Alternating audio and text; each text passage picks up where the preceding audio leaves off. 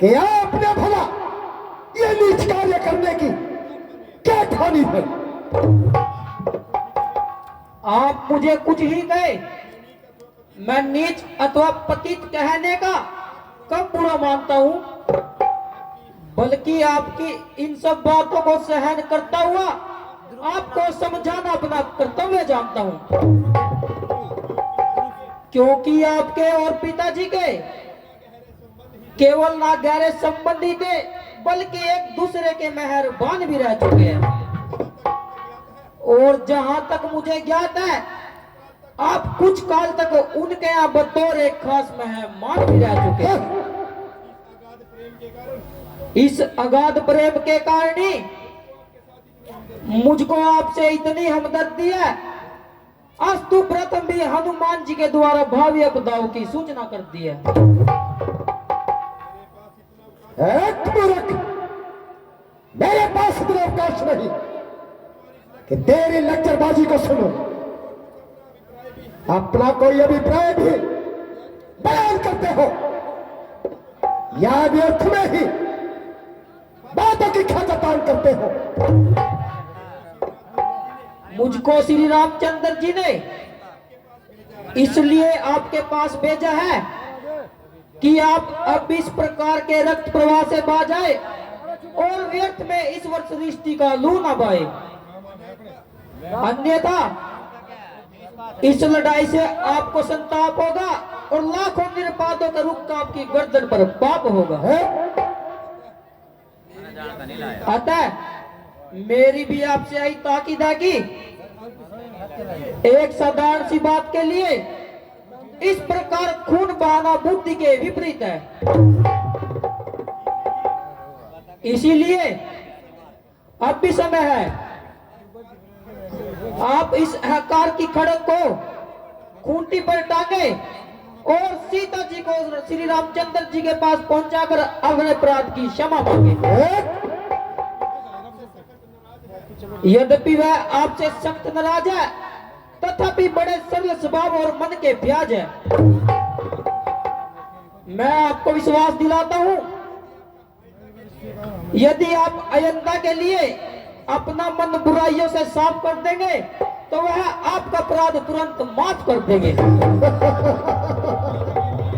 इत्मीनान के लिए मैं इस बात का जिम्मा लेता हूं, आप एक बार हाँ कीजिए और उनकी ओर से मैं ही क्षमा का वचन देता हूं।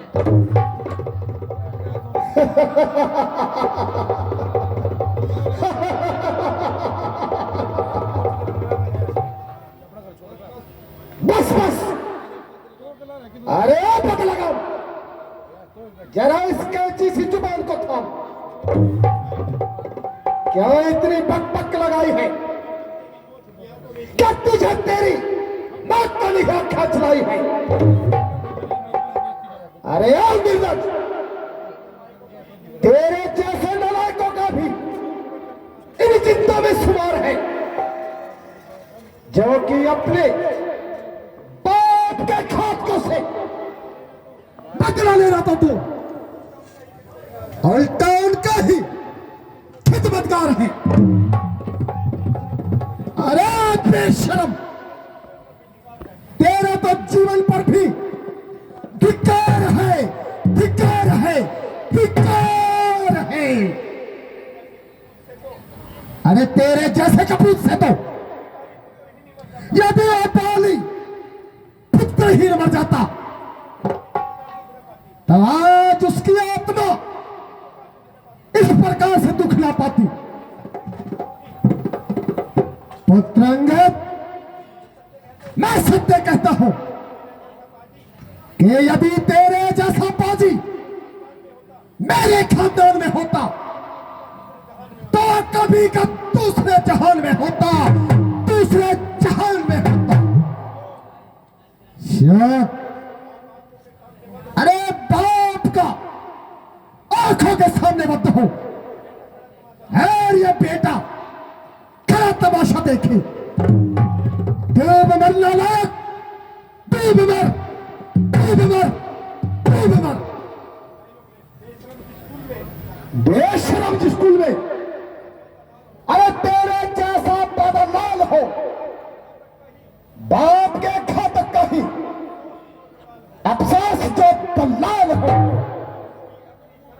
जिसे अपनी शर्मो दौलत का ना बिल्कुल ख्याल हो, ऐसा क्यों नहीं इस दुनिया से बेमाल हो। अरे एक स्त्री के वास्ते, अरे भाई की जिसने जान ली, बेहद तूने भी उसकी आज सेवकी की ठान। अभिमानी रावण, वास्तव में यह तेरा कसूर नहीं, बल्कि ईश्वर को भी यह कुल संसार में रखना मंजूर नहीं। होने के काल चक्कर ने तेरी बुद्धि पर पर्दा डाल रखा है और सोच विचार कर तेरे भीतर से निकाल रखा है।